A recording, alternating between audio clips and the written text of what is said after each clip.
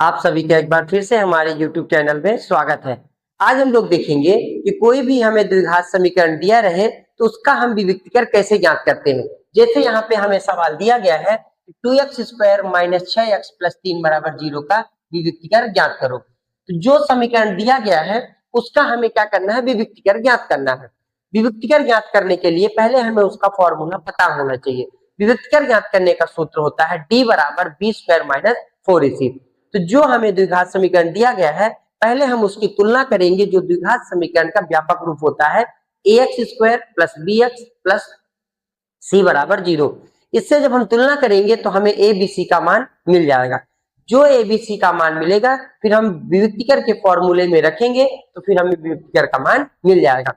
पहले जो हमें दिया है equation 2x square minus 6x plus 3 बराबर 0 को हमें लिख लेना है पहले, ठीक। फिर जो इस समीकरण एक दिए हैं हम इस समीकरण एक की तुलना किससे करोगे, इसका जो व्यापक रूप होता है समीकरण एक की तुलना ax square plus bx plus c बराबर 0 से करने पर जो हमारा समीकरण दिया गया है एक, इसकी तुलना हम किससे करेंगे, ax square plus bx plus c बराबर 0। ये क्या है, ये द्विघात समीकरण का व्यापक रूप है, ठीक है। अब जब हम इसकी तुलना इससे करेंगे आपस में तो देखिए x स्क्वायर का गुणांक a कहलाता है, x का गुणांक b कहलाता है और जो अचर पद होता है वो c कहलाता है। इस समीकरण में आप देखिए x स्क्वायर के गुणांक में 2 है, a का मान हमें 2 मिल जाएगा, x के गुणांक में -6 है तो b का मान -6 मिल जाएगा और c बराबर कितना मिल जाएगा आपको, 3 मिल जाएगा। c बराबर कितना मिल जाएगा, 3। a का मान हमें 2 मिल गया, b का मान -6 मिल गया और c का मान कितना मिल गया, 3 मिल गया। ये हमें जो a b c के मान मिले हैं इनको हमें कहाँ रखना, जो विविक्तीकर का फॉर्मूला होता है d बराबर बी स्क्वायर माइनस 4ac, इसमें हम रखेंगे तो हमें किसका मान मिल जाएगा, विविक्तीकर का। तो d अपना वही रहेगा बी स्क्वायर की जगह हम लिखेंगे -6 का स्क्वायर माइनस 4। ए का मान हमें कितना दिया है 2 और सी का मान कितना दिया है 3। हमने क्या किया, जो बी का मान था उसको हमने -6 का स्क्वायर लिखा, -4, ए का मान 2 और सी का मान हमने 3 लिख दिया। अब डी बराबर बी स्क्वायर, अब 6 का स्क्वायर होगा तो कितना होगा 36। भले यहाँ -6 है, आप याद रखिएगा जब भी -6 का गुणा -6 से होता तो भी प्लस का 36 होता। क्यों होता है, क्योंकि देखो 6 का गुणा हो तो 36 और माइनस माइनस का गुणा होगा तो प्लस हो जाएगा, ठीक है। तो आपको -6 का स्क्वायर हुआ वो भी 36 हो गया। अब माइनस 4, 2 और 3 इनका आपस में मल्टीप्लाई होगा, 4 का 2 से होगा तो 8 और 8 का 3 से होगा तो 24, कितना आ जाएगा 24। 36 माइनस 24।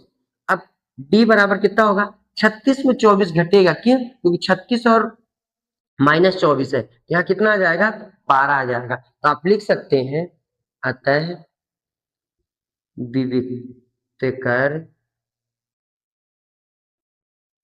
का मान 12 है। आपको विविक्तीकर का मान कितना मिल गया, 12 मिल गया। एक बार और देखिए, जब भी आपको ऐसा समीकरण दिया रहे तो पहले आप देखिए वो द्विघात समीकरण है कि नहीं है, क्योंकि द्विघात समीकरण होगा तभी आपको विविक्तीकर का मान ज्ञात करने के लिए देगा। तो हमें यहाँ बोला था 2x square minus 6x plus 3 बराबर 0 का विविक्तीकर ज्ञात करो। तो ये द्विघात समीकरण है, कैसे पता चल रहा है, जिस समीकरण की अधिकतम घात 2 हो वो द्विघात समीकरण कहलाता है। इस समीकरण में आप देखिए जो चर है x उसकी अधिकतम घात कितनी है, 2 है, तो 2x square minus 6x plus 3 बराबर 0 एक द्विघात समीकरण है। जो द्विघात समीकरण दिया गया था उसकी तुलना आप किससे करिए, ax square plus bx plus c बराबर 0 से। क्यों, जब आप इससे तुलना करेंगे तो आपको ये पता चल जाएगा कि जो x स्क्वायर का गुणांक होता है वो a होता है, जो x का गुणांक होता है वो b होता है और जो अचर पद होता है अकेले गिनती लिखी रहती है वो c होता है। इस समीकरण से हमें a का मान कितना मिल गया 2, क्योंकि x स्क्वायर के गुणांक में 2 लिखा हुआ है। b का मान हमें कितना मिल गया, x के गुणांक में -6 है तो b का मान -6 हो गया। अचर पद जो लिखा हुआ c वो हमें कितना मिल गया 3, c का मान कितना मिल गया 3 मिल गया। abc का जो मान मिला है उसे हमने विविक्तीकर के फॉर्मूले में रखा, d बराबर B square minus 4ac। d बराबर बी स्क्वायर, बी की जगह -6 का स्क्वायर माइनस 4, a का मान 2 दिया था, c का मान आपको 3 दिया था। डी बराबर -6 का स्क्वायर था तो -6 का स्क्वायर 36 होता है, क्योंकि 6 का गुणा 6 से होगा तो 36 जाएगा। अब माइनस का गुणा माइनस होगा तो +36 आएगा। अब देखिए ये माइनस लगा तो वही लिखा है। 4 का मल्टीप्लाई 2 से हुआ और 2 का फिर किससे हो गया 3 से। देखो 4 2 जा 8, 8 3 जा 24। देखिए 36 है -24 है, उसमें आपने घटाया तो 12 आपको मिल गया। अतः विविक्तिकार का मान आपको कितना मिल गया, 12 मिल गया। तो वही हमने लिख दिया, कहता है विविक्तिकार का मान 12 है। तो आप लोगों को ये समझ में आ गया होगा। ये सवाल बोर्ड एग्जाम में जरूर पूछा जाता है, तो आप लोग इसको करिएगा। अभी इसी के आगे, इसी को जब हम सॉल्व करते हैं श्रीधराचार्य सूत्र से, वो हम अगले वीडियो में देखेंगे कि कैसे हम इसका सॉल्व करेंगे श्रीधराचार्य सूत्र का उपयोग करके। यहाँ पे हमें दिया गया है 3x² - 4 √3x + 4 = 0 का विविक्तर ज्ञात करो। यहाँ हमें एक द्विघात समीकरण दिया गया है, बोला गया है इसका विविक्तर ज्ञात कीजिए। विविक्तर ज्ञात करने के लिए पहले जो समीकरण दिया गया है उसको हम लिखेंगे, उसको हम इक्वेशन नंबर फर्स्ट दे देंगे। इसके बाद क्या करेंगे, जो समीकरण रहता है उसकी तुलना द्विघात समीकरण के व्यापक रूप से करेंगे। द्विघात समीकरण का व्यापक रूप होता है ax² + bx + c = 0। जो x² का गुणांक होगा उससे हमें a का मान मिल जाएगा, जो x का गुणांक होगा उससे हमें b का मान मिल जाएगा, और जो अचर पद होगा उससे हमें c का मान मिल जाएगा। पहले हम क्या करेंगे, जो समीकरण दिया गया है इसको हम लिख लेंगे 3x² - 4 √3x + 4 = 0, और इसको क्या दे देंगे, समीकरण नंबर 1 दे देंगे। इस समीकरण 1 की तुलना हम किससे करेंगे, इसके व्यापक रूप से करेंगे। समीकरण 1 की तुलना तुलना ax² + bx + c = 0 से करने पर, जो इसका व्यापक रूप है द्विघात समीकरण के ax² + bx + c = 0, इससे हम इसकी तुलना करेंगे तो जो x² का गुणांक है उससे हमें a का मान मिल जाएगा। तो a बराबर हमको कितना मिलेगा 3, क्योंकि x² के गुणे में 3 है। b का मान हमें कहां से मिल जाएगा, जो x का गुणांक है। तो x का गुणांक क्या लिखा है, -4 √3। जो अचर पद है उससे हमें c मिल जाएगा, तो c बराबर हमें मिल जाएगा 4। क्यों, क्योंकि x जो था कि a का मान जो मिल गया x² के गुणांक से मिल गया, x के गुणांक में -4 √3 है, वो b का मान हो गया, जो अचर पद था वो c हो गया। ठीक, अब हम क्या करेंगे, विविक्तर ज्ञात करना, तो d बराबर b² - 4ac, जो उसका फॉर्मूला होता है उसको लिखेंगे। ठीक, अब d बराबर b², b की जगह क्या है -4 √3, इसका हम स्क्वायर करेंगे, -4, a का मान हमें 3 दिया है और c का मान भी हमें 4 दिया है। हमने क्या किया, जहां b था वहां -4 √3 रखा, -4 ac, a का मान 3 और c का मान 4 है। अब d बराबर, अब 4 का स्क्वायर करेंगे तो 16, और √3 का स्क्वायर, अब समझिएगा इस पे करना है हमें -4 √3 का गुणा -4 √3 से। अब इसको मेन समझिएगा। ठीक, तो माइनस माइनस का गुणा होगा तो प्लस हो जाएगा, पहला तो हो जाएगा। अब 4 4 का गुणा होगा तो 16, √3 का गुणा होगा तो 3, और 16 का 3 से हो जाएगा, मतलब 16 का 3 से हुआ तो 48 हो जाएगा। अब समझिए यहाँ पे थोड़ी सी, जब किसी संख्या का बाहर वाली से गुणा होता है तो 16 तो हो जाता है, और जब सेम संख्या रूट में होती है और उसका हम आपस में गुणा करते हैं तो एक संख्या आ जाती है। तो जब हम √3 का √3 से गुणा करेंगे तो 3 आएगा, और 16 यहाँ पे है, 16 का 3 से हुआ तो 48 आ गया। ये हमें मिलेगा जब -√3 का वर्ग होगा तो हमें कितना मिल जाएगा, यहाँ पे 48 मिल जाएगा माइनस। अब 4 का 3 से मल्टीप्लाई, फिर जो भी आएगा तो उसका 4 से, 4 3 जा 12, 12 4 जा 48, ये हमें मिल गया। अब डी बराबर, अब समझिए 48 - 48, तो डी का मान कितना मिल गया, 0 मिल गया। हम लोग क्या लिख सकते हैं, हम लोग लिखेंगे अतः विविक्तर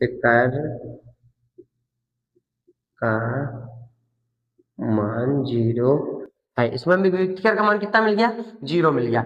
एक बार और समझ लीजिए, जब भी आपको द्विघात समीकरण देगा और बोलेगा विविक्तर ज्ञात कीजिए, तो पहले आप उसको लिख लीजिए और इक्वेशन नंबर फर्स्ट दे दीजिए। जो समीकरण आपको दिया रहे उसकी तुलना उसके व्यापक रूप ax² + bx + c = 0 से करिए। जो x² का गुणांक होगा उससे आपको a का मान मिल जाएगा, जो x का गुणांक होगा उससे आपको b का मान मिल जाएगा, जो अकेले गिनती रहेगी अचर पद को c मिल जाएगा। ठीक, एबीसी का मान मिलने के बाद आप विविक्तिकर का फॉर्मूला रखिए। विविक्तिकर का फॉर्मूला होता है B square minus 4ac, D बराबर B square minus 4ac। D बराबर बी का मान आप रखिए -4√3 दिया हुआ है आपको, -4 यही लिखा हुआ है। ac ए का मान 3 है और सी का मान 4 है। -4√3 का स्क्वायर करेंगे तो 48 हो जाएगा आपका। कैसे? 4 का स्क्वायर होगा तो 16 और √3 का स्क्वायर होगा तो केवल 3 होगा और 3 का 16 हो जाएगा तो 48 हो जाएगा। इधर कैसे है? 4 का 3 से हुआ 12, 12 का 4 से हुआ तो 48 हुआ। 48 माइनस 48 हुआ तो कितना आ गया? 0। अतः विविक्तिकर का मान हमें कितना मिल गया? 0। इससे हमें किसका मान मिल गया? विविक्तिकर का। हम लोगों ने 2 वीडियो देखा जिसमें हम विविक्तिकर का मान कैसे ज्ञात करते ये हमने सीखा। इसी में नेक्स्ट वीडियो हम देखेंगे इसी सवाल को श्रीधराचार्य सूत्र में कैसे सॉल्व करते हैं। आप सभी का धन्यवाद। आप सभी का एक बार फिर से हमारे YouTube चैनल में स्वागत है। अब हम लोग देखेंगे एक और द्विघात समीकरण से रिलेटेड सवाल। यहाँ पे एक द्विघात समीकरण दिया गया है और आपको बोला गया है कि इस द्विघात समीकरण में k का मान ज्ञात कीजिए, जबकि इसमें एक कंडीशन दी गई है कि समीकरण, देखो बोला ना समीकरण में k का मान ज्ञात कीजिए जिसके 2 मूल बराबर है। मतलब उस समीकरण के 2 मूल बराबर है तो आपको k का मान ज्ञात करना है। ठीक है, आपको समीकरण क्या दिया गया है? 2x² प्लस kx प्लस 3 बराबर 0। इस समीकरण में देखिए x का गुणांक k है, इसी k का मान हमें ज्ञात करना है और कंडीशन क्या दी गई है कि समीकरण के मूल बराबर है। तो आपने कल देखा था कि हम लोग जब विविक्तिकर कर रहे थे तो उसमें विविक्तिकर की 3 कंडीशंस होती हैं। जब विविक्तिकर का मान आपका 0 आता है तब समीकरण के दोनों मूल बराबर होते हैं, और जब विविक्तिकर का मान धनात्मक आता है तब समीकरण के 2 मूल भिन्न भिन्न आते हैं, और जब विविक्तिकर का मान ऋणात्मक आता है तो समीकरण के कोई मूल नहीं होते, उसका अस्तित्व नहीं होता, उसको हम आगे सॉल्व नहीं करते हैं। यहाँ पे पहले जो समीकरण 1 दिया गया है इसकी तुलना आप कल के जैसे ही करेंगे। इस समीकरण 1 की तुलना ax² plus bx plus c बराबर 0 से करने पर। ऐसा क्यों करेंगे? क्योंकि जो ax² plus bx plus c है ये द्विघात समीकरण का व्यापक रूप होता है। ax² plus bx plus c से तुलना करने से हमें a का मान मिल जाएगा 2, b का मान मिल जाएगा k और c का मान मिल जाएगा 3। a का मान मिल गया 2, b का मान मिल गया k, c का मान मिल गया 3। ये कैसे मिला? जो x² का गुणांक होता है उससे हमें a का मान मिलता है, जो x का गुणांक होता है उससे हमें b का मान मिलता है, जो अचर पद अकेला लिखा रहता है उससे हमें c का मान मिलता है। abc का मान हमें यहाँ से मिल गया।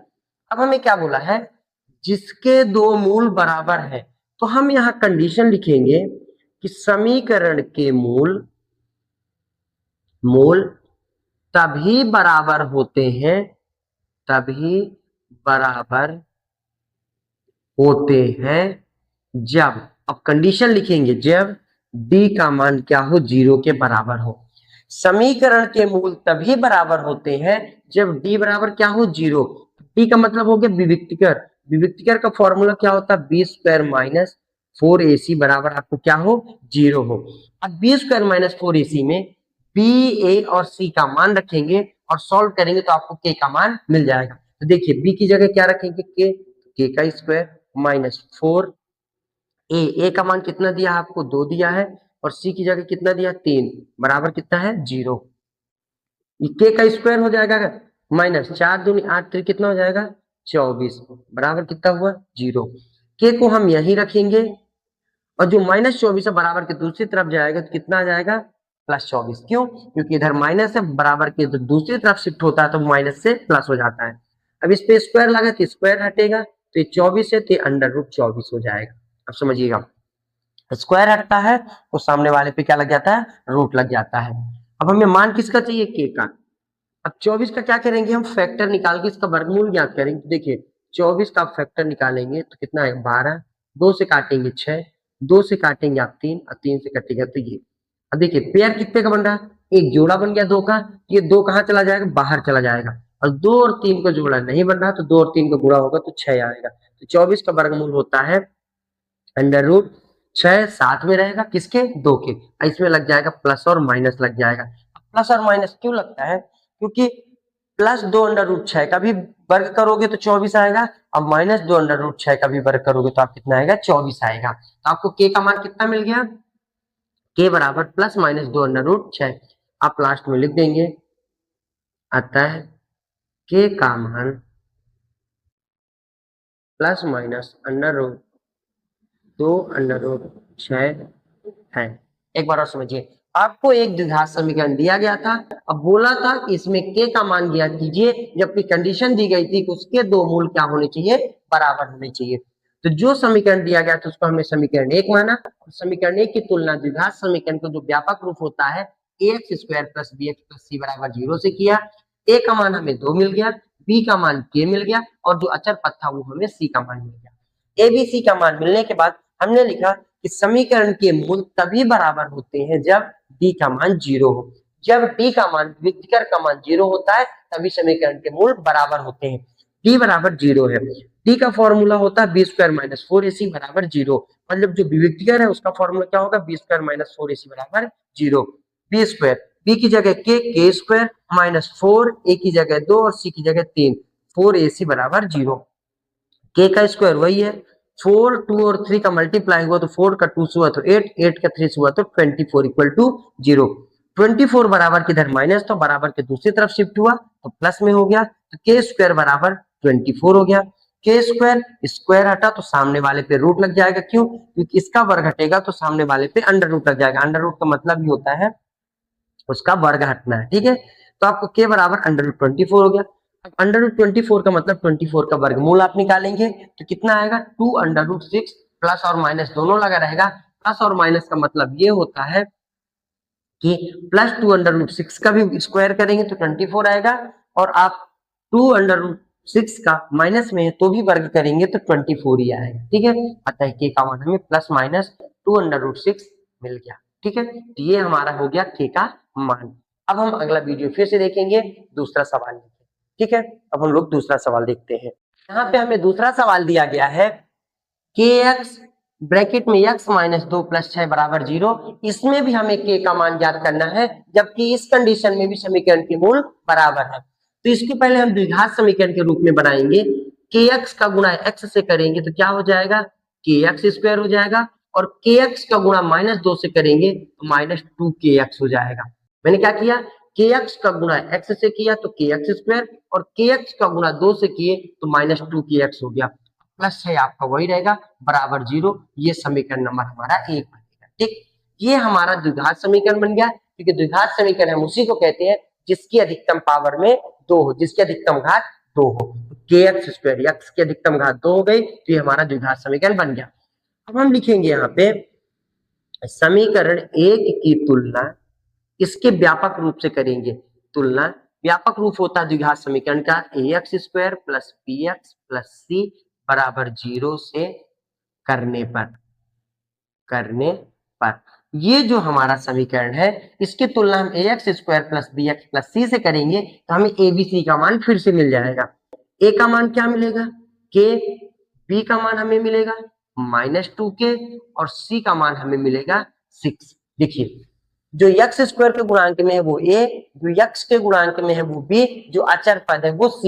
यहाँ पे देखिए x² के गुणांक में k था तो a का मान हो गया, x के गुणांक में -2k था तो वो b हो गया, जो अचर पद का c का मान हमें 6 मिल गया, ठीक। abc का मान मिलने के बाद हम लिखते हैं कि समीकरण के मूल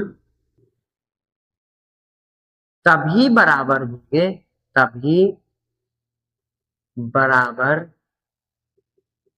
होंगे जब डी का मान क्या होगा, 0। मतलब जब भी विकर्ण का मान 0 होगा तभी हमें मूल बराबर मिलेंगे। अब बी का फॉर्मूला क्या होता है, b² - 4ac = 0।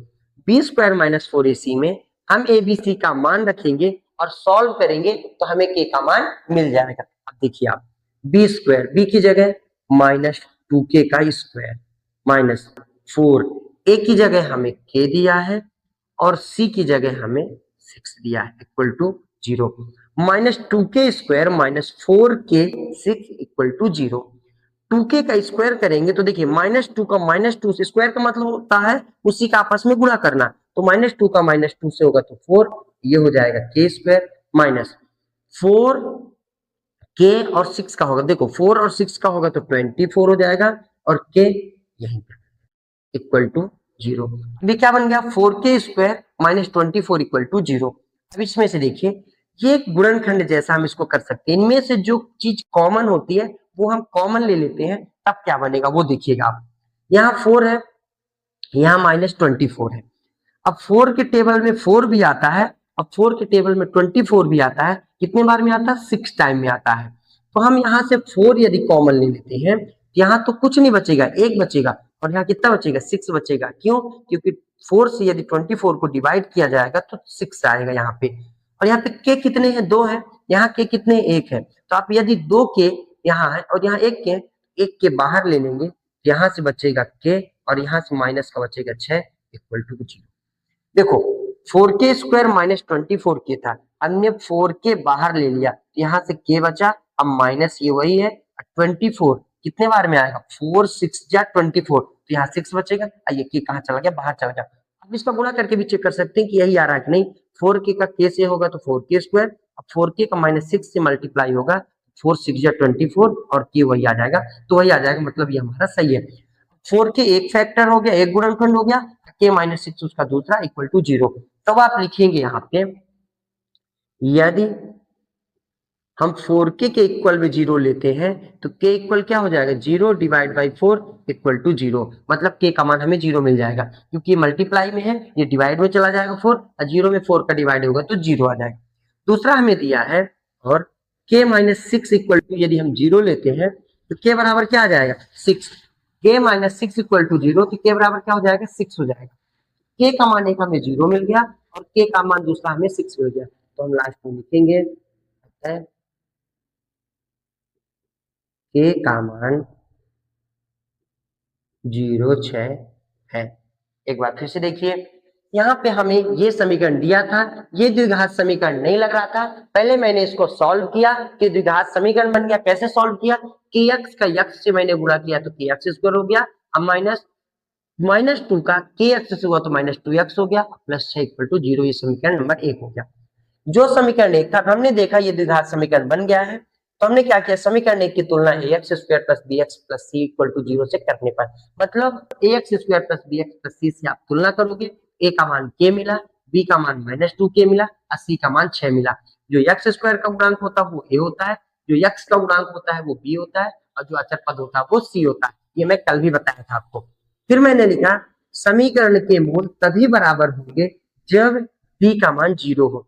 जब विविक्तर का मान 0 मिलता है तभी समीकरण के मूल बराबर होते हैं। तो d बराबर 0, d का फॉर्मूला होता है b² - 4 = 0।